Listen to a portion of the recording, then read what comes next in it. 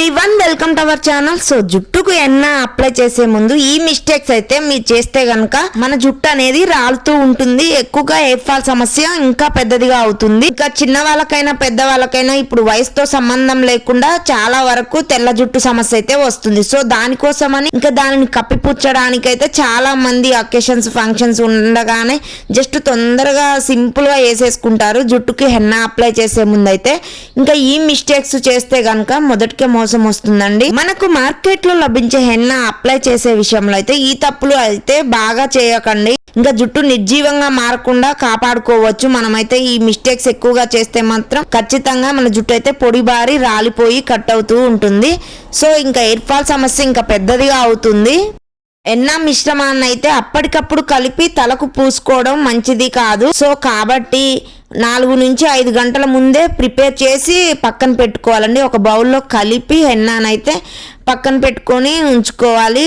ఇంకా అలా కాకుండా డైరెక్ట్గా తొందరగా ఇంకా అప్పుడే కలిపి అప్పుడే రాసుకుంటే మాత్రం ఎక్కువగా కెమికల్స్ రిలీజ్ అయ్యి ఇంకా మన జుట్టు అయితే హెయిర్ ఫాల్ సమస్య ఇంకా పెద్దదిగా అవుతుంది. తలకు హెన్న పట్టించుకున్నాక ఎక్కువసేపు ఉన్న డేంజరే అండి. ఇలా చేస్తే జుట్టు పొడి బారి గడ్డిలా మారుతుంది. ఇంకా జుట్టు అయితే బేబీ హెయిర్ కూడా రాలిపోతూ ఉంటుంది. హెయిర్ ఫాల్ సమస్య ఎక్కువ అవుతుంది, కట్ అవుతూ ఉంటుంది. బాగా గట్టిగా ఎండిపోతే మాత్రం హెన్న అనేది ఇంకా మన జుట్టు ఇంకా ఎక్కువ రాలుతుందండి. అస్సలు పోదు మన జుట్టు నుంచి అయితే హెన్న అనేది. పొడి జుట్టు పైన హెన్న అప్లై చేయడం కరెక్టే కాదు. ఇంకా పొడి జుట్టు మీదనే డైరెక్ట్గా ఇంకా హెడ్ బాత్ చేసిన తర్వాత చాలామంది అలా కూడా అప్లై చేస్తూ ఉంటారు.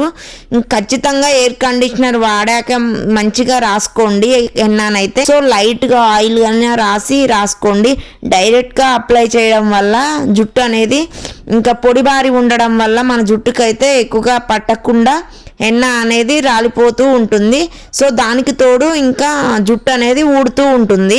హెన్న అనేది న్యాచురల్ ఉంటుంది, ఇంకా కెమికల్స్వి కూడా ఉంటాయండి. మార్కెట్లో చాలా రకాలు వచ్చాయి కాబట్టి న్యాచురల్ కదా అని కొందరైతే హెన్న నెలలో అయితే 2-3 సార్లు తలకు అప్లై చేసుకుంటూ ఉంటారు. ఇదైతే అస్సలు చేయకండి. ఇలా నెలకి ఎక్కువ సార్లు అప్లై చేసుకోవడం వల్ల మన ఇంకా హెయిర్ ఫాల్ సమస్య ఇంకా పెద్దదే అవుతుంది. నెలకు హెన్నానైతే ఒకసారి కంటే ఎక్కువగా పట్టించుకోవద్దండి. ఇంకా చాలా డేంజరు మన జుట్టుకైతే. సో ఇంకా కుదరకపోతే అకేషన్స్ ఓన్లీ సంవత్సరంలో అకేషన్స్ కానీ ఫంక్షన్స్ ఉంటే మాత్రం చేసుకోండి అలా. కానీ ఎక్కువగా హెన్నా యూజ్ చేయడం వల్ల అయితే మన జుట్టు రాలే సమస్య ఇంకా పెద్దదవుతుంది. ఇంకా కొంతమంది అయితే మెహందీ సరిపడక దద్దులు అలర్జీ వచ్చే ఛాన్స్ ఉంటుంది.